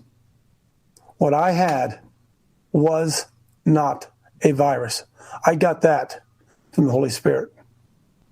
What I have been dealing with is some type of electric transmission. Are you listening to me? From the vaccinated. There's two components that are going on with this thing. Number one, there is a physical viral component of it. Ivermectin, hydroxychloroquine, zinc, vitamin C. The cocktail of vitamins that I've been taking blocked the physical aspect of that from getting deeply into my body. But it did not prevent the electrical part of it. There's a lot. There's just almost too much even with this. But this is the same guy who said he wants to raise $100 million to attack companies that support Black Lives Matter. This is the guy whose partner said out of that $100 million that they plan on raising, it won't be nonprofit tax deductible, but they're going to take $20 million of that for their personal salaries. Add on top of all that, he says this is not COVID-19, but hey, I still took hydroxychloroquine and by the way, ivermectin, which is a whole scam in and of itself. There's just so much here, Rebecca. What you seeing? Why would he say, what is COVID-19? And then be coughing and, look, COVID-19 is that, what you got. And the fact that you were still pushing the ivermectin and all these other things. I mean, vitamin C is great. Zinc is great for the body. All those things, those are things that you should already have you're working with, not ivermectin, but, like hydrochloroquine, whatever that thing is. Didn't we already debunk that during the Trump era of COVID-19? And here we are still adding that to, you're telling your people that you're supposed to be covering and protecting. You're telling them to go and do things that may have long-term effects on them, including death. And you're telling them to do that. There is no room for stupidity in the hospital right now. We have to make sure that we already have people who have put their lives in danger and other people's lives in danger because they believed in the lies about COVID-19. Never wore masks, and now they're taking up beds at the hospital, probably on breathing machines and things of that sort. And we don't need more people, taking up space in the hospitals. There's already no room for stupidity. We got the crate challenge and we got ivermectin right now. It's just too much. It's just too much. No room in the hospitals for stupidity. I got a clip, Dwayne, that I'm just sending you in Slack to kind of echo what Rebecca is saying. And then just to highlight one more thing that you said, Rebecca, and then James, I'll toss it to you. I tweeted last night that we're at a stage in human history, and it's been true all the time, but it's really true now. Who you get your information from is a matter of life and death. And these preachers, like you're saying, Rebecca, they have an entire following of people. And I don't care if it's 5 people or 500 or 50,000 or 500,000. Your responsibility is to your flock. And if you're teaching them things that's going to get them killed, I think you have a responsibility of reporting how many funerals you performed while you're up here talking about what is COVID. COVID is exactly what you hacking and coughing around, brother. James, what you got, man? Nothing, because this man just talking about, I don't know what it was that I had. It was something, but it was COVID. And somebody made a good point too. Stupid. Somebody made a good point in the chat saying it could possibly be them faking because they're either partnered. And look, our own conspiracy theories, but these kind of make sense though. He could be partnered with selling ivermectin, so they'll get sick or fake sick. Probably he's a vaccinated man, by the way. Will get sick or fake sick and just push these products because it helps what? It helps the sales of those brands and things like that. But they don't care about people's lives. We see how they push pharmaceuticals that are unnecessary as well. And they don't care about people's lives as long as those companies are making money and probably giving this pastor a cut. Their flock will die because they're drinking symbolically in some way the, what is it? The red Kool-Aid. Punch, the red, what was it? The Kool-Aid. The Kool-Aid, yeah. Yeah. Somebody mentioned to me, who told me this? One Nat A from our audience. She mentioned a documentary about Jonestown where they actually literally followed a preacher to their death and drank the Kool-Aid. And I did not know this until she mentioned it, that the biggest group of people who died in that incident of drinking the Kool-Aid were Black women and children. Oh wow! I did not know that, and I got to watch the documentary. It was the worst. It's going to give you I don't even watch documentaries like that, but I was watching it with somebody who does, and it gave me the heebie-jeebies because I saw, who did I know recently there was someone on a show who lost their family members, 2 of their sisters, nieces and nephews, to that cult thing. I watched the documentary, but I also watched, and the fact that it was done in an island, it all kills me. But the guy was saying that he lost his family to religion, and that's why he didn't want to go back. He lost his 2 sisters. Though this is on Black Love, actually. This is a man discussing how he lost you're right, 2 Black women and their kids. And I remember just seeing like, dang, why do these Black people follow this? What was this about? What was it? And it was somebody pretending the same way a lot of these leaders are pretending to be Jesus, to be saviors, to be promising them something that they know they weren't going to get. And what's really sad, like that mass murder happened and didn't have to, but because we want so bad to believe in something. And when we have a leader, we're going to try to believe the leader as best as we can. And especially when it comes to religion, and it doesn't even matter which religion. If you're going to believe that leader, you're going to believe whatever this leader says, and you'll possibly do whatever they advise. And because you believe that it's good counsel. And in the end, you know, it may cost you your life. And I see that happening. But it was sad that it killed many Black mothers and children. And that to me was freaking weird. But we look now, a lot of these, even the pandemic is affecting a lot of Black people and children. Yeah. And they'll be the ones last to get any help or assistance. That's right. And to the point that you made, that there's just no time for the stupidity that we're seeing from these evangelical pastors in the hospitals. Here's a TikTok video that I saw last night, and I want to share it with you all. It is a little long, and it does kind of rip.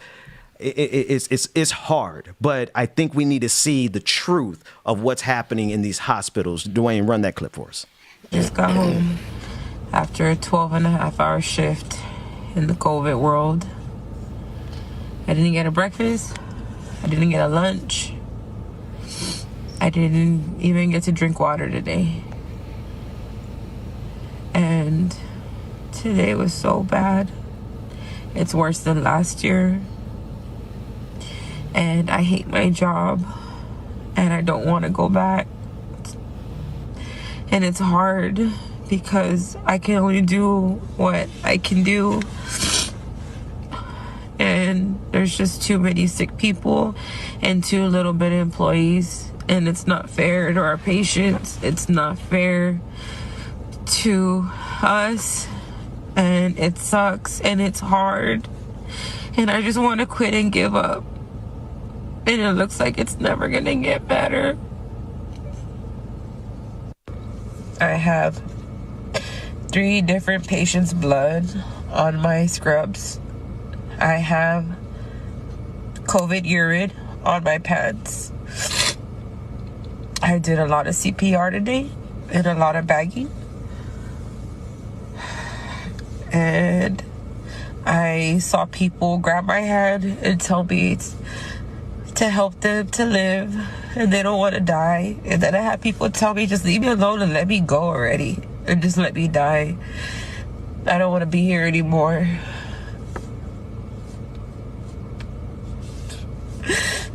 I hate this. It's never gonna go away. It's gonna get worse. And I don't want to do this anymore.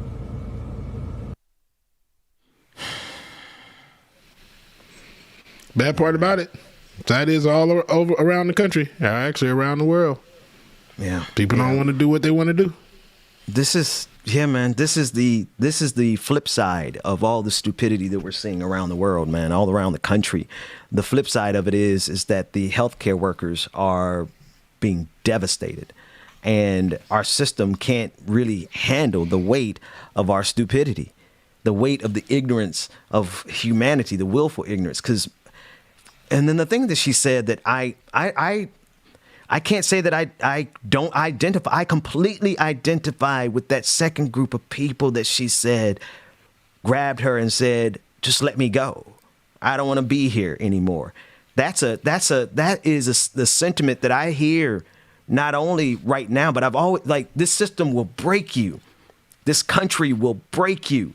Capitalism will break you and have you to the point where you've gone out and did the work to pay your bills, and then you got sick with COVID. You're in the hospital and you're like, you know what? Why? Why would I put all that I have into a life that is uniquely designed to break me? And this is what I'm feeling from the sister in that video, man. And it's just, I don't know, James. It's a lot, and this story is repeating itself over and over again. Meanwhile, we have people in public who are like actively making that situation worse. Like, I don't know what we do with this, man. I honestly don't know how do we, especially with this last thing. There's studies right now, or not studies rather, but there are epidemiologists who are just clearly stating, because of how we allow COVID-19 to spread, we're never going to get out of it. Now, think about that if you're a healthcare worker. What does that do to you?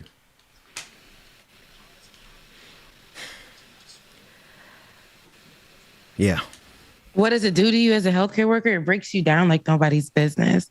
I have a cousin, I told you guys, who works, and she breaks down a lot, but she's somebody who's been fighting against the getting vaccinated. But the stories that she tells me, and I'm just looking at her like, girl, why don't you get vaccinated? Now she's thinking about it after getting COVID, after saving she got COVID from a 6-year-old, a child who needed somebody there with them. And she put herself there with this baby girl, because this girl needed touch. This baby girl needed some kind of, like something.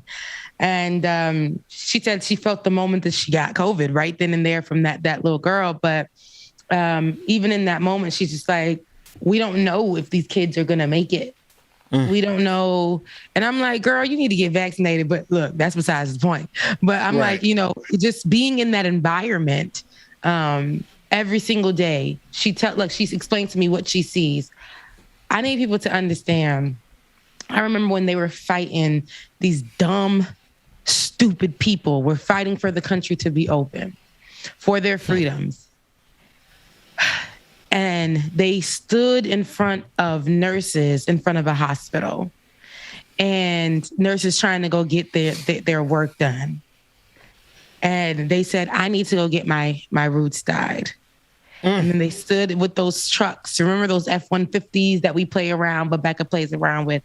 They stood on top of those trucks and blocked the entryway to the hospital so that these nurses wouldn't go do their job. And these are probably the same people who are now maybe sick with COVID or passed away. We know we have Herman Cain, who's the greatest example for me, with a few other people who were a part of that crew when it was first coming out. Open the doors, open the country up. Our roots need to be dyed. It's our American right. It's the American way. It's more important for our kids to go and enjoy the playground. It's more important for our kids, for you to be able to see our kids smile. But when you think about it, to cover the kids' smiles right now, or to keep your roots growing out and you be who you are instead of dyeing it with that Beijing, and to really allow these nurses to do what they need to do, we could have been in another place right now. And that place could have possibly been a country with way less COVID to no COVID. Yeah.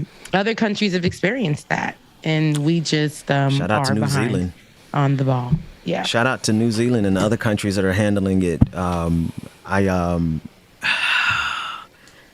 We also could. I firmly believe, without question, that if it was not for the ignorance and the bigotry and the stupidity of this country at this particular moment, there would be at least 600,000 more people alive right now, right? Mm-hmm. These people didn't have to die, and the reason they're dying is because there's a concerted effort to maximize the impact of COVID-19. I mean, there's no way you can look at Ron DeSantis in Florida Greg Abbott in Texas, Republican governors across the South, who are actively instituting policies that are getting people killed. There's no way to describe them as anything else other than pro-COVID. Because now we're in a situation where it's very likely we're going to be dealing with variants of COVID-19, more variants of COVID-19 than we have in a hurricane season, right? And it's so out of control, but it's getting worse. I got another clip, and this one is from Joe Biden as he tries to lay down these new mandates to get vaccines, but he's also contextualizing it for the TSA and saying that they're going to double the fines. Now, I want to play this clip because he specifically says to treat your flight attendants better or don't be rude to them. And if you have paid attention to anything on social media, one thing you know is that these people on these flights, when it comes to COVID-19 and being required to wear a mask, they are absolutely losing all sense of reason and going ballistic on these airlines. So let's start with Joe Biden's plea to people to do the right thing as it pertains to COVID-19 and flying on planes. I'm announcing that the Transportation Safety Administration, the TSA, will double the fines on travelers that refuse to mask. If you break the rules, be prepared to pay. And by the way, show some respect. The anger you see on television toward flight attendants and others doing their job is wrong. It's ugly. Right now, local school officials are trying to keep children safe in a pandemic while their governor picks a fight with them and even threatens their salaries or their jobs. Talk about bullying in schools. If these governors won't help us beat the pandemic, I'll use my power as president to get them out of the way.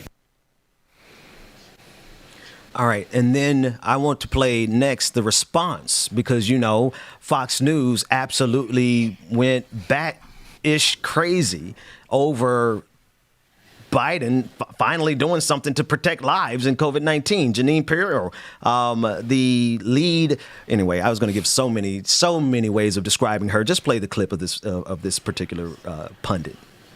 I am sick and tired of his going up against Abbott and DeSantis and then saying to the flight attendants, you know what, show some respect for the flight attendants. Maybe some of the flight attendants ought to show some respect to us. OK, if you're trying to feed a 2-year-old yogurt without the mask on and they decide to throw the mother off. I mean, I could go on and on about the absurdity of people who don't have power, who are suddenly engaged and have power, then they abuse it. What about this guy doesn't impress me. What about when he says the virus transcends borders? Oh, I love that one. And by the way, wide open border. Oh, by the way, she loves that. You see, this is what I'm talking about. Is she like, okay. Go ahead. Now my throat feels a little soothed. I could go off a little bit. Okay. I feel like she, as a woman, should understand why we want to have our kids protected. The example that she listed is not an example that I believe that a flight attendant would go and attack a mother. We know and we've already brought that up and we've already talked about that, how babies do not keep the damn mask on. How they don't like it on their face. Some kids do, some kids don't. We know this. They might fight you on it and I don't think that would be an issue. So the one that she's bringing up is something I believe, and you could probably ask the flight attendants, and that probably most likely will not be the issue. The issue is the mothers that be allowing their kids to just, they 4-year-olds, 5-year-olds, 6-year-olds to be walking around right on the neighbor while they're unmasked as well. Then they complain, he doesn't want to put on his mask. Okay, lady, does he pay the bills in your house? Does he or she pay the bills in your house? Come on, get somebody. your kid and get your kid, sit them down. Get them together. But I understand at the same time, you know, you may have a harder issue with kids who are younger or whatever the case may be. But I believe if it's a baby, if you're feeding a baby yogurt, you're not going to get kicked off the plane. She's picking these issues that are not even issues. That's one. Two. She's saying that it's people with power. The flight attendants should be respecting them because they're basically the ones with power. They have money. And the flight attendants, in turn, have power in this particular moment, and they don't even know how to use it. That's how she's giving me right now. And that is ridiculous. And for me to hear her saying that is basically saying, I got more money than you. I'm better than you. I'm probably sitting in first class. All you are a flight attendant. I don't need to respect you. I don't need to give you respect. Although you're putting your life on the line for me, who could possibly have COVID-19. You got to respect me because I am bigger than you. I'm a personality. I have power. And you got this little power on the plane. You think that you could just use it and abuse it by telling me to put on my mask. That's how ridiculous she sounded. But we also have to really understand that there are people like that who are abusing their power and believing that because they have power and money, COVID-19 won't come knock on their door. COVID-19 won't come to them. COVID-19 won't come bounce that behind in the middle of the club. You know what I'm saying? Like that's exactly what she's giving me. And I really, really want to point out the disrespect as well that old boy in the middle said about the borders. Y'all don't see this? First of all, this is capitalism. This is a hierarchy level. This is the poor vs the rich. And then we have freaking racists, okay? We have people who are singling out immigrants for something that ain't got nothing to do with it. COVID-19 is here in America. The borders is open and closed. It's right here. It's right here. It's right here amongst Americans. It's us. It's us. So I don't know what that has to do with anything. Hey, dumbass. And then it's go ahead. No, sorry. What makes it even crazier, they be up here spitting all this foolishness every single day, 24 hours a day, and every last one of them is vaccinated. Everybody in that studio that's not on camera got a mask on. As soon as they leave out of that studio, they got to wear a mask walking around the building. Yep. And yet the hypocrisy, they just sit up there all day, every day. It's ridiculous. And they get a check. And they get a check. It's because of their power. They're sitting there. They have to be, like you said, Dwayne, when you're working in these environments, you have to be vaccinated. Like the influencers that I usually tell you guys about, who sit on social media and just 3 weeks ago were telling everybody, F the CDC, the vaccines don't work, but now they're losing out on money. And what they're doing now, they're getting vaccinated. And they're not telling, it's so ridiculous and it is hypocritical. And they're sitting there and they know they don't want to lose their job, but they're going to sit there for a check, but be disrespectful and still get paid for it. This is who you guys are listening to. This also goes in with the evangelicals that we watch. They are one and the same. These people, these fake ass influencers all across the board, and they're putting people's lives in danger. Everybody's masked up. When they go fly to these jobs and stuff, they be masked up. Right here complaining, but be masked up on the plane. They want to protect their own lives and not care whatsoever about the lives of anyone else. She used that fake example that you mentioned, Rebecca, of trying to feed a baby as justification of the treatment of flight attendants. I want us to play this clip so that people can properly see exactly what flight attendants and people on airlines are having to suffer through, which is why President Biden said exactly what he said. Run the clip for us.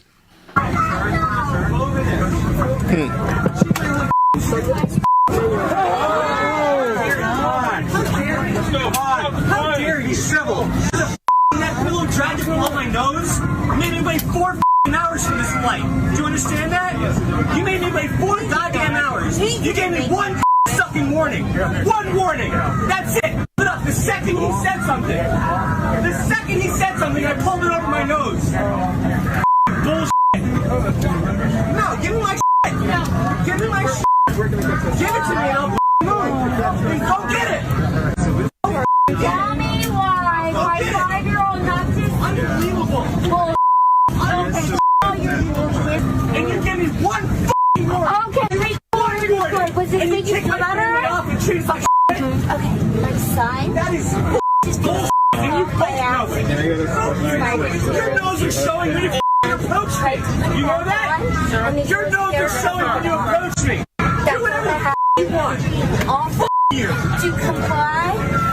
To put it on. No, give me my I got an expensive washer. I got my backpack on board. They're kicking us off. It fell off his face. We apologized and fixed it. It wasn't good enough for them. Pull it down. I mean, we'll tell you what. They're kicking us off.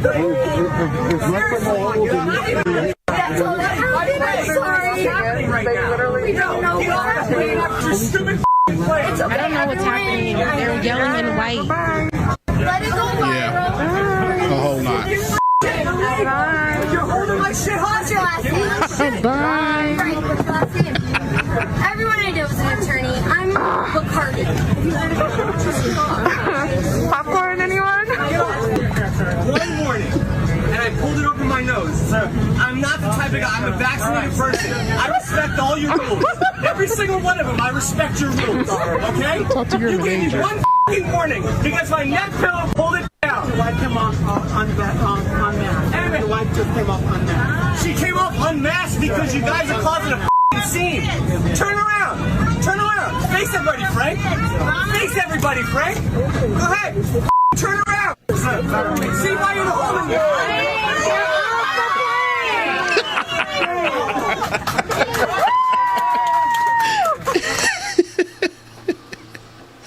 Ben looking angry. Bro, don't look angry about this crap, man. This is what stupid ass people go through, dude. Man, you get everything they deserve. You get on the plane, act stupid if you want to, you can get your ass kicked off the goddamn flight. Man, I don't feel sorry for this man at all. Oh, no. I ain't looking sad. You get your ass, you get what you get. You acting stupid on the damn flight. It should have your ass get kicked off the plane in midair because you acting stupid. You ain't gonna get me sick. What the hell?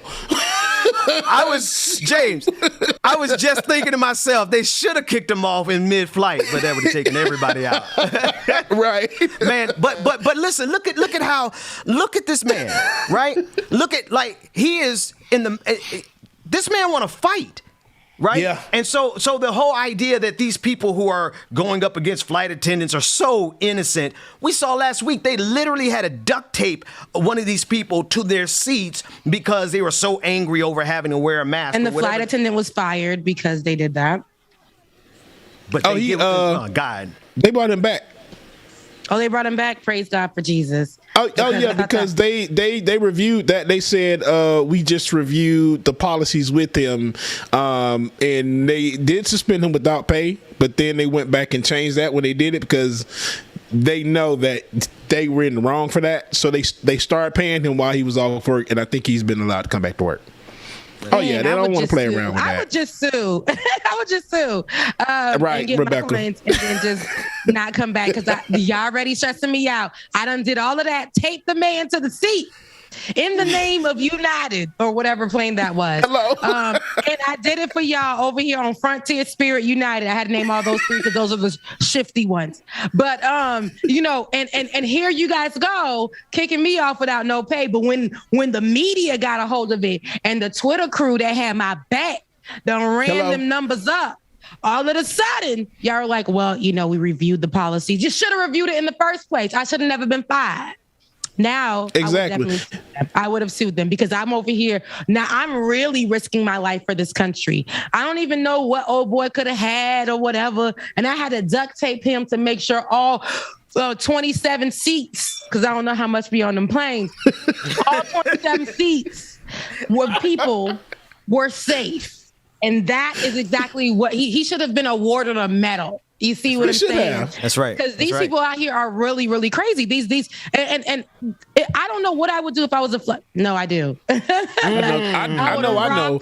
Because you get up in my face like that, I'm getting fired that day. Yeah, and that's what I was about to say. It's gonna come a time where these flight attendants are gonna get fed up, being like, you know what? I'm gonna lose my job today, bro. Waffle Housing, and that's they gonna go full Waffle House. Yep. People are fed up in the streets. I would turn that into a whole Miami terminal. We know how Miami gets down nowadays with the flights. Yeah. We see fights every other day. I would literally be the leader of don't ever step into my face. I wouldn't even give you one opportunity. I'm not here to save everybody's life. I'm sorry. Now you get it. I'm here to save myself. Okay. Like, honestly, and I don't get why these privileged people, and this is, if we notice how all of them are talking, they speak in a privileged manner. They speak in a very, very privileged manner, and that they deserve, they have the right. And that's the problem to me. The man kept yelling, "You only gave me one warning." I don't believe that any force would be used on somebody they gave one warning. I know that I've been with someone who was told to put their mask up, and it was one warning. And that person tried to get frustrated with the person. I had to come, excuse me. It's a pandemic going on. So if they tell you to put up your mask, put it up. Do not argue. It's okay that it was on your chin for that second that they didn't see, but just put your mask up. Thank you. I apologize. Or, okay, got it. No need to go back and forth with the flight attendant, with the restaurant person. No need to go back and forth, right? You got to respect this. And just because you're on the plane doesn't mean change the policies yourself because you got cash, because you're white, because you got some kind of power, because whatever reason, like even the Black people, I see them online yesterday. I thought this was funny though, guys. But I saw somebody post online yesterday and said, third booster shot is giving me junkie. I thought that was funny, but call me a junkie because I'm about to line up and get that thing pumped into my blood, bro. That's what I said. My brother actually was the one that said that, but I saw it again on social media. And I thought it was so funny. But at the same time, I'm like, let me be a junkie at the end of the day because I know I'll be safe. I've seen too many people who were against the vaccine say, hey, get vaccinated because this is what my life looks like unvaccinated with COVID. And this is what my husband or partner or friend's life looks like vaccinated with COVID. Big difference. Big difference. So get y'all behinds vaccinated. I'll be a junkie. I'll get shot call me a junkie. I'm cool with it. Check me out. Somebody said they thought they had me. They were like, get ready to take a shot every 6 months. And I'm like, get ready to be dead for eternity. Like what we really talking about here? Like, there are a lot of people who can't do basic math.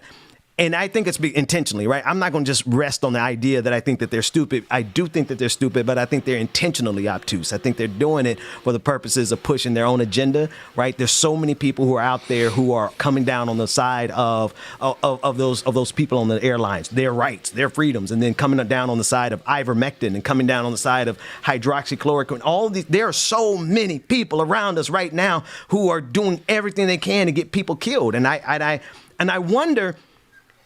I mean, are we the only ones seeing this? I feel like we're outnumbered sometimes, or is it just that they got so much money on that side and they have the biggest platforms on that side? They own all of Fox News. I mean, the entirety of Fox News is doing what they can to get people killed. And I'm just sitting back like, does nobody else see that the most powerful people in this country are doing everything they can to get us killed? No, they do. That's why we see it too. We won't see none of these videos if they weren't seeing it. This is something that's absolutely. It's in the TikTok space. If it's on the TikTok, everybody sees it. If it's on the Twitters, everybody sees it. If it's making it to the gram, Shade Room Baller Alert, everybody sees it. But we just have so many, and then even in those different spaces, you can see where everybody's mind is. Usually on in the Shade Room space, you see people fighting back and say it's their right. And things like that. Facebook has a lot of people, black and white, that I see every day. People my age, people older, people younger, who are saying I'm not vaccinated and I'm proud. People in the nursing, they work in the hospital as nurses. Some people who work for the government, who laugh at us for getting vaccinated and make jokes. Some people who literally have friends and family. Same thing on Facebook. When I go on Twitter, people seem to have a better mind. Even though it's all about arguments, they're more clear with their conversations. And in the Instagram space, they just follow whatever the comment before or the most popular comment said. And that could be, I'm still going to go out. They ain't going to stop my shine. I ain't going to put that 666 in me. And, I agree, all of that stuff. It's a fool. So. Right. Nick Eden real quick said, I'll be a junkie too. At the front of the line, like, my boy. What you got for me, my man? What you got for me? Hey, what you got for me, my boy? I ain't got no money today. It's free? Hey, man, what you got? You got Moderna or Pfizer, bro? Wait, hold on. Let me get Mark S together because I need you to understand. I know this is a wig, but I'm going to tell you something. He said that my wig matches being a junkie. I'm going to tell you something. This wig, why he this is Peruvian? I'm not sure. Come on, Peruvian. Silky. Let me tell you something. This wig costs hundreds of dollars. This will never be a junkie wig. I can run my fingers through it. I told you it was probably behind the bed. Talk about a black woman's hair, man. It was probably behind the bed or in the closet. But one thing about it is every single time, my wigs will never, ever, ever ever be like a junkie wig. And then, at the same time, no disrespect to people who are fighting and battling, being junkies. You know what it made me think of though? The Holiday movie. The Holiday movie. Oh, I thought you were about to talk. Yeah, Holiday Heart. When the lady was at the end and her wig was doing something crazy. This is not what that is doing over here. Let me be clear. Look, I'm going to tell you. This is not. I'm going to tell you who I thought you were talking about. In the after party, patreon.com. Oh, God. I already know you talking about, Ben. I was about to say, you are not going to disrespect my friend. Like it or not, I don't know. Patreon.com. I'm going to let you know in the after party. Patreon.com/like it or not. We're getting ready. Yeah, you really do. We're getting ready to go to the after party. Before we do, I want to pull up, if we have it, a graphic for those of you who are not patrons, to go over and support our brother from another mother, Pascal, the Pascal Show. They are starting momentarily on YouTube and on Twitch. Chuck Diesel, do me a favor and put a link in the chat rooms across the different platforms. Go over there and support him because he has been a really active supporter of us. And we have the patron party tonight. We have the patron party tonight. Right, Rebecca. I'm trying. That's not that man. Look, I'm about to go into his channel and talk about him. Like, bro, what's this, bro? Alone. You know he a comedian. He gonna come on here and flame you up next time. I'm trying. He won't dare. You see that every time he gets on here, he doesn't even try. Oh, and then also in the after party, I'm going to tell Rebecca and Pascal about I went to the gym with a Haitian brother in Boston, and I'll just tell you the rest of the story in the after party. Patreon.com/like it or not. If you're a patron of the Benjamin Dixon Show, you already have access to it. If you're part of any of our orbits, you have access to it. And then tonight at 9 p.m. Eastern Standard Time, it is our regular patron party where we go until DJ Exclusive is tired of playing the hits. So make sure you're there. Rebecca may or may not show up, but when she does, it's always I'm tired. I'm going to sleep. You better have your ass there tonight. You better, people say we pay good money to come and hang out with you, Rebecca Azor. Patreon.com. People tip more when you're in the house. So come on, Rebecca. There's a Haitian drive tonight for they're at the Legacy Center. If you guys are in Atlanta, there is a drive happening tonight. And Nice. To drive by, drop off some things, which I'll be doing. But after that, I know you guys probably will still be on, and I'm coming home. I'm going to bed. You should join the patron party from there. Well, you know you got Zoom on your phone. Go ahead, get the Haitian party some coverage. The Legacy Center is like right down the street. She can pull up and like come to the house, and we can party over here for like a few minutes. You're gonna have to wear a mask, sis, but I'm just playing. Patreon.com. I got the temperature gun too. I can check the temperature at the door. Give me options. I just want to make love to my bed. That's really it. Why don't we have instant? We need we need some instant tests. Like I need a 5-minute test for COVID so we can let people into some of these parties. But I digress. Oh, you about to beat your face for me tonight? Hey, they got the little ones that you can get at the drugstore. It's a pack of 2, and they come back in 15 minutes. I need them wholesale because I want to have a big party in person, and I need everybody. You come in to test at the door, and you sit over there quarantined until that test comes back. But I digress. Patreon.com/like it or not. Become a patron. We're getting ready to go to the after party. Anything left, Rebecca or James, y'all want to say to the public? And then James, it's in your hands to take us to the party. Bye. Is that it? Look, I mean it. Shout out to everybody, man. Thank y'all so much again for joining us this morning and tuning in. Had a great few hours, man. So enjoy it. Make sure you slide on over to that if you have not already. And I guess David's not here to drop the link, huh? So, yeah. Well, thank y'all again for tuning in. Patreon.com/like it or not. Patreon.com/like it or not. If we don't see you tonight, we will see y'all on Monday. Now I'm dying to let you know how I feel. With some kind of wonderful, some kind of magical one. To Justice in the chat, Justice Recoveries, good morning, B, good morning. Kiki Streets, Brother Roll Runner going on. Vicky Roll Runner, Brandy Rover, good morning. You have a good week for you too.